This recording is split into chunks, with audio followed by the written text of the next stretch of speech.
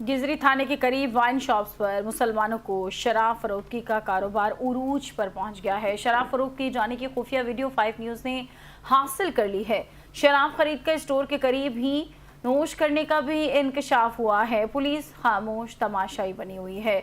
अहमद अमीन 5 news के नुमाइंदे हमारे साथ लाइन पर मौजूद है, मजीद उनसे जानते हैं। अहमद, बताइएगा।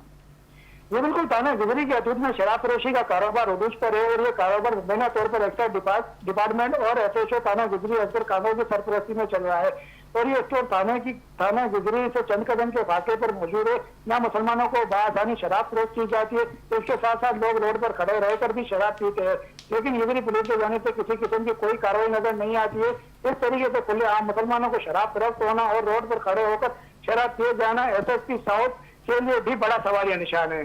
जी, बहुत शुक्रिया आपका।